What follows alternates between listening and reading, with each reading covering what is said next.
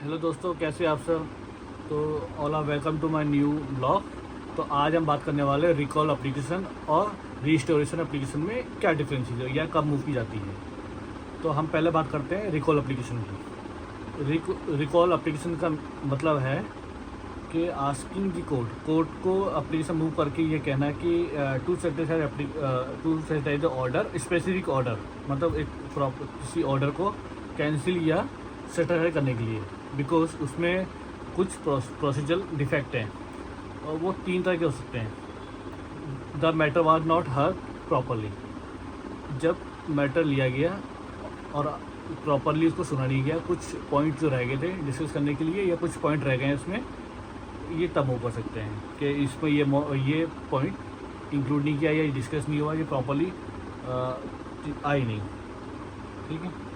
दूसरा पॉइंट ये है कि आपकी कोई मैटर लगा हुआ है ऑर्डर के लिए या कोई आर्गूमेंट के लिए, किसी चीज़ के लिए भी, तो आप समय पे पहुंच नहीं पाए और आपके एब्सेंस में वो ऑर्डर पास हो गया, तो ये दूसरा पॉइंट है। तीसरा पॉइंट ये है कि देर वर sum less in the process, मतलब कुछ प्रोसेस ऐसा हुआ जिसमें प्रॉपरली प्रोसेस से ऑर्डर नहीं हुआ है, कुछ लेस रह गया है, तो आप उसमें मूव कर सकते हैं रिकॉल की एप्लीकेशन। ठीक है।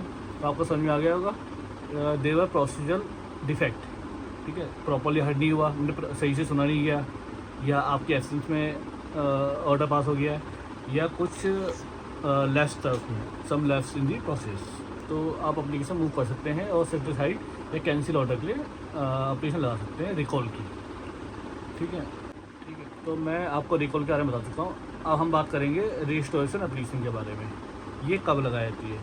ये तब लगाई जाती है कि आपका जो मैटर है वो डिसमिस कर दिया गया है, कि ये कहते हुए कि आप आए नहीं है, जैसे the want of the prosecution absent, want of prosecution, मतलब आप आए नहीं है, आपके एब्सेंस में केस डिसमिस कर दिया due to the absence of your presence. ठीक है ना। तो matter was dismiss because no one appear, कोई आपके बिहाफ पे नहीं आया, तो केस को डिसमिस कर दिया गया। तो आप रजिस्ट्रेशन की एप्लीकेशन इस केस में लगा सकते हैं, उसको रजिस्टर करने के लिए। तो आपको इसमें क्या करना पड़ेगा, एक एप्लीकेशन लगानी पड़ेगी और आपको ये दिखाना पड़ेगा कि आपकी जो एब्सेंस थी, मतलब आप नहीं आ पाए, तो वो इंटेंशनल नहीं थी।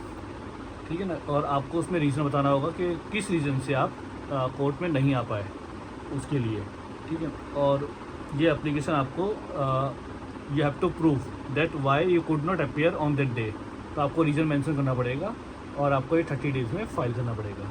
तो सिंपली ये रजिस्ट्रेशन के बीच तब फाइल की जाती है जब केस डिसमिस हो जाता है duty the want of prosecution या आपके एब्सेंस में। तो आपको दोनों कंसेप्ट समझ में आ गया।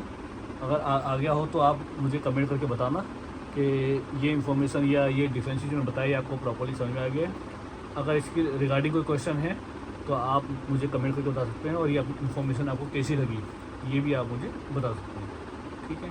तो आप मिलते हैं नेक्स्ट वीडियो में, और आप किस पॉइंट पे चाहते हैं कि मैं वीडियो लेके आऊँ तो आप वो मुझे कमेंट में बता सकते हैं। ठीक है। तो आप नेक्स्ट वीडियो में मिलते हैं। Okay, thank you.